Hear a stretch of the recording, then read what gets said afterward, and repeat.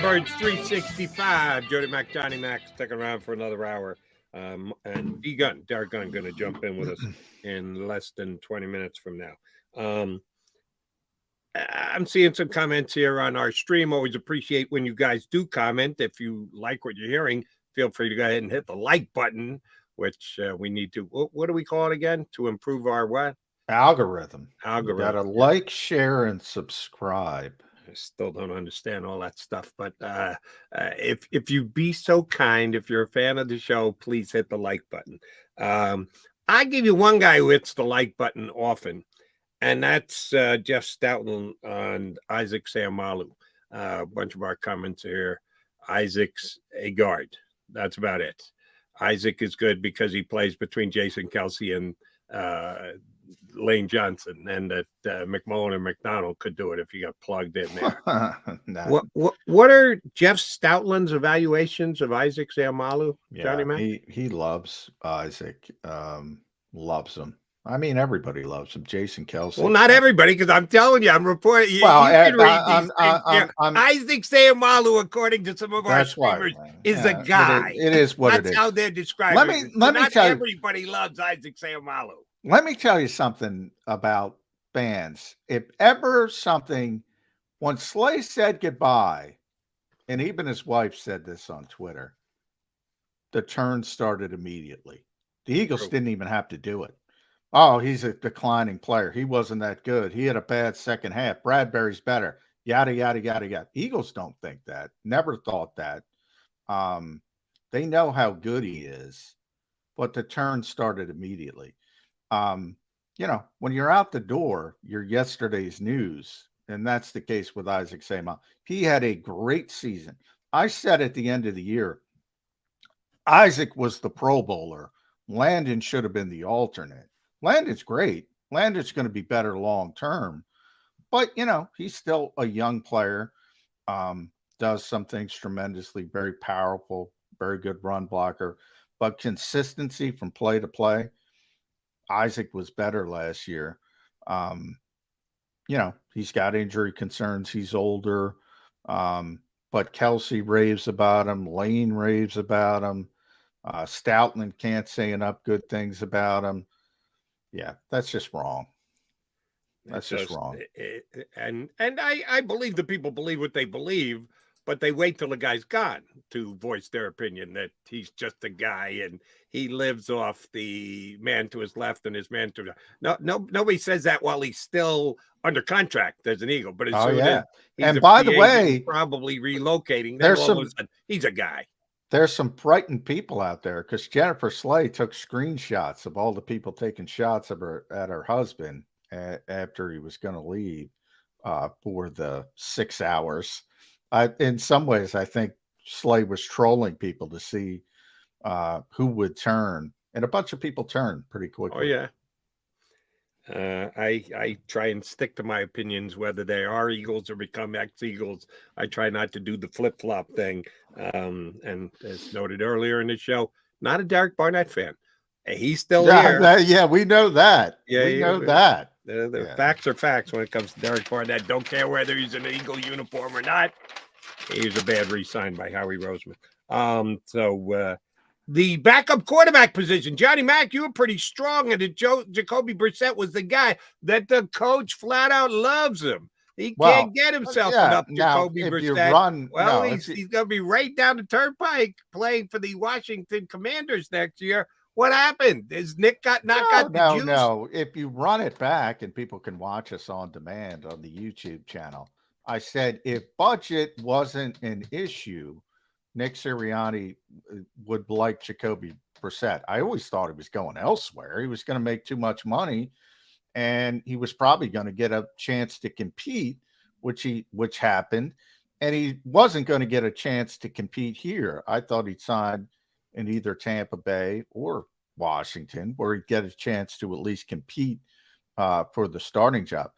I said if budget was no issue, and it always is, the guy he would like to be the backup quarterback is Jacoby Brissett. I never thought it was realistic.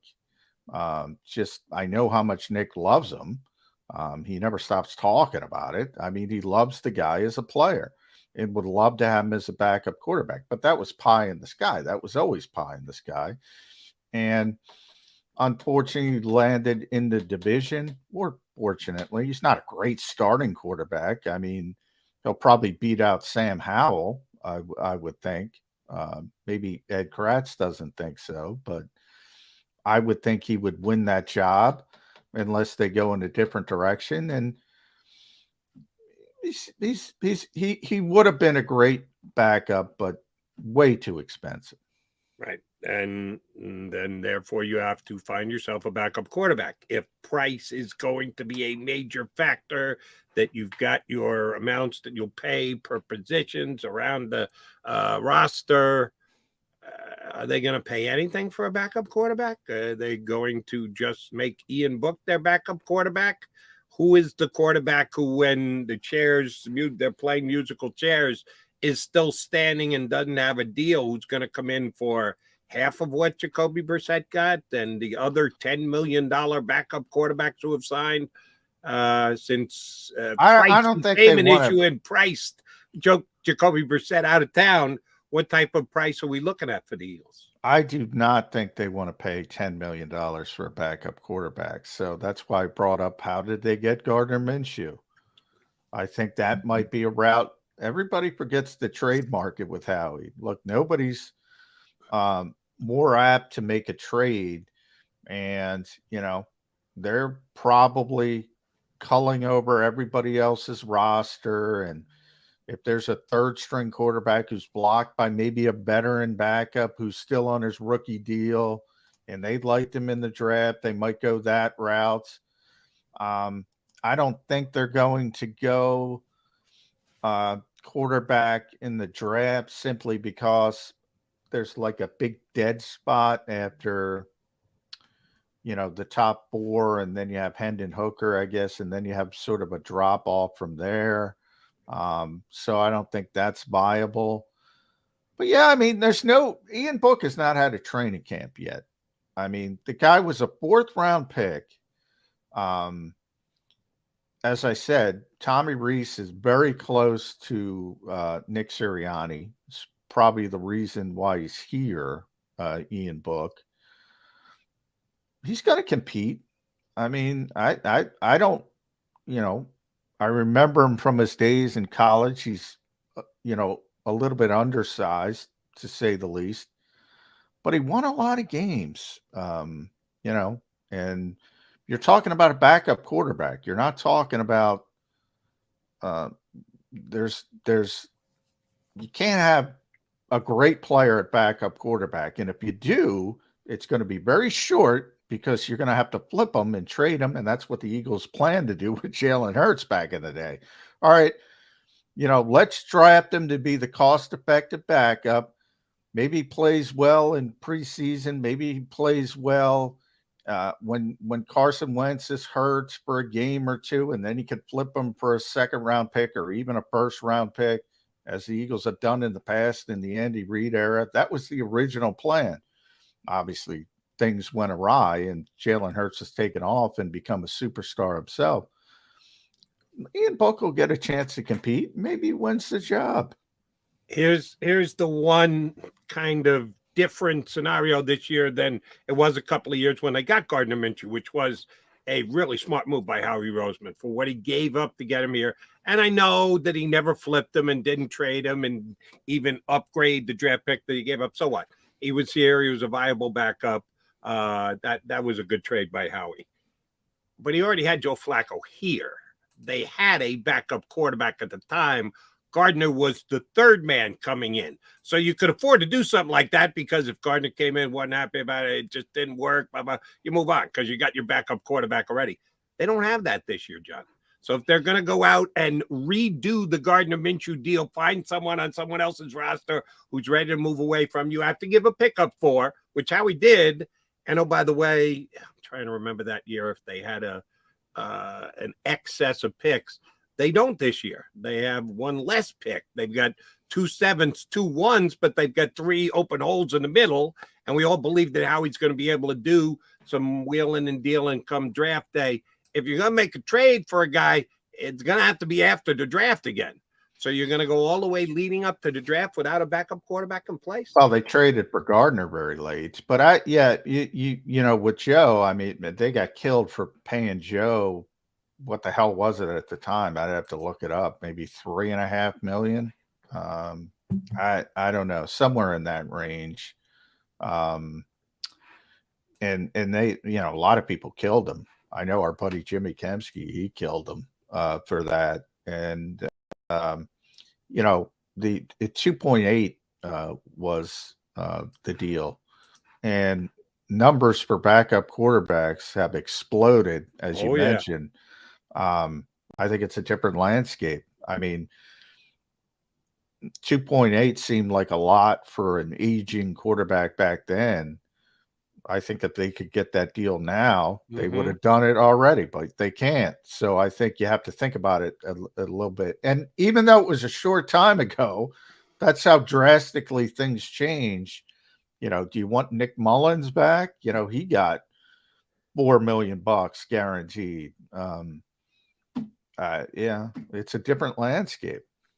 Right. And timing is everything, because the longer you wait, the more it comes down. I think it's going to stay inflated, period, because like you just said, Flacco's less than $3 million was questionable just a couple of years ago. Now that would be considered a bargain. Today, it would be a massive bargain, but the numbers will come down as we get closer to the offseason. I'm pretty sure that's going to be the case. All right. You and I have only done a couple minutes on Fletcher Cox. 1 year, $10 million. Last year, Howie wiped the slate clean, released him, re-signed him, took the cap hit they were supposed to take. Now this year, Fletcher is done at the end of this year. You just get to clear the $10 million off your cap. No future years, no spread out signing bonus, at least not what we know so far. Fletcher wasn't a $14 million player last year. It's a good player, solid player, above average player, not a $14 million player. Will he be a $10 million player this year, Johnny Mac? I don't know, but they need him. I'll say that. I mean, you know, it's, again, you can get too caught up in valuation at times. You know, from fans' perspective, I always say it's not your money. Don't worry about it. Once it's done, you know, work on the deals. He's important for this team at this spot because they lost Javon Hargrave. You can't lose them both. Said that from the start. I mean, it's fine in the off season. Yeah, but they lost. Well, they haven't lost the other safety yet. Will you say the same at safety? And yeah, you can't lose them both. I said that about safety, cornerback, and linebacker. Well, and they lost both the linebackers and defensive tackle. And I think it's a mistake what they did at linebacker. I've been pretty honest about that, and we'll see how things shake out. But you lose, you know, the offseason, I call it, because I think it was just so funny, you know. I hate to pick on these guys, but Kerry Vincent, Mac McCain, Tay Gowan, and Zach McPherson, who's still here. You know, you go back to the off season, and they were just talking those guys up. We love our young cornerbacks. We love them. We love them. We love them. We love them. We love them. They're going to be great players. They're going to be great players. They're going to be great players. Zach's the only one here, and he's a good special teams player. They had never any intention of playing anybody opposite Darius Slay of that group, and that obviously was borne out over consecutive years, you know, with Steve Nelson before that, and obviously Bradbury. You know, you could talk about Marlon Tuipulotu. You could talk about Marvin Wilson if you want to go down that far on the depth chart. Is he still on the practice squad? Yeah, he signed a futures deal, so he's back. Yeah. Even higher profile guys like Cam Cherigans and Jordan Davis, obviously, as a first round, and Nakobe Dean. I mean, that's a lot of uncertainty to be counting on for a team that, again, figures to be a contender, especially in the NFC. That is a lot of uncertainty, And, if you lose one, and I thought they would lose Javon, you got to bring Fletcher back. You lose one, I thought they were going to lose Bradbury, you got to bring Slay back. Ultimately, they're getting them both. You lose one, if you lose TJ, you got to bring Kaiser back. They didn't. If you lose CJ, you got to bring Epps back. They didn't. So they better get CJ back. Otherwise, it's going to be difficult sledding at certain positions. And I think it's going to be really difficult sledding at linebacker, at least early on. Hopefully, Nakobe Dean develops quickly. Yeah. There's certain things I don't agree with. I don't agree. Same with you. I don't agree with everything they do. For the most part, I think they make smart decisions. I think they made a poor decision at linebacker to let go of both of those guys. And one of the things that scares me about linebacker is the track record is not only with their free agent moves, but certainly in the draft, they don't put a lot of stock in linebacker value in the draft either. So if I thought that there was going to be a linebacker that they get with either the 30th pick, the late first rounder, or the second, and again, there's a good chance that Howie will move and change those positions in the draft. But they have no reason to believe that they'll take a linebacker who can plug and play this upcoming year, because they just haven't. The Howie Roseman track record is what it is. And if they're not going to find that replacement via free agency more inexpensive than Kaiser White, really, you're going to find a starter for less than Kaiser White? Well, we'll see. And or from the draft, somebody's got to get out there and play linebacker for them. Yeah, exactly. I mean, I don't know who that is. I would love to at least have a name I could guess with. I don't even have a name I can guess with. You constantly hear it, even with good players. Like we're talking about it with Isaac. That's a good player. That's a Pro Bowl alternate player. Oh, they'll replace Isaac Seumalo. Really? I mean, is Jack Driscoll as good as Isaac? Because he played, due to injury. He wasn't nearly as good as Isaac. At linebacker, they'll just replace him. We gave you all the names. You forgot Eric Wilson that quickly? You forgot Paul Warlow and LJ Fort and Corey Nelson and Stephen Tulloch? It's not just, pick somebody off a tree. These guys were capable. That's the adjective I use for Kaiser, because he wasn't great, but he was capable. Those guys weren't capable. All right. I've seen a couple guys on the stream mention this today. Isaac Seumalo, just a guy. Well, if he's just a guy, who's going to be playing linebacker for the Eagles? Less than a guy? He's a half a guy? He's a quarter of a guy? If Isaac is that level, just a guy, there's no guarantee. But that's incredible disrespect for Isaac, who really is a really, really good player. Kaiser White, if you want to use the Jag term, yeah, he's just a guy. That's capable. That to me means capable. But there's a lot of not Jags. There's a lot of below average players. And you saw, if you're an Eagles fan, you've seen a lot they've tried to plug in at linebacker. Nate Gary wasn't a signing, but he was a draft pick. How'd you like Nate Gary? Because I got a lot of heat for that, for just pointing out the coaching staff liked him. Boy, they forget quickly. If Jag is just a guy, is Nag not a guy? Because the Eagles have had a couple of those. Not a guy, starting linebacker for the Philadelphia Eagles. Let's see what Howie Roseman comes up with. All right, we're going to take quickie time out here, and then he's doing us a solid. That's because we're doing you a solid. Everybody wants to know what the hell Derek Gunn thinks. He's not on his usual forum this week with Sports taking a little downtime. God bless him. Oh, we're putting D Gunn to work. He's coming in, joining us next. Derek Gunn on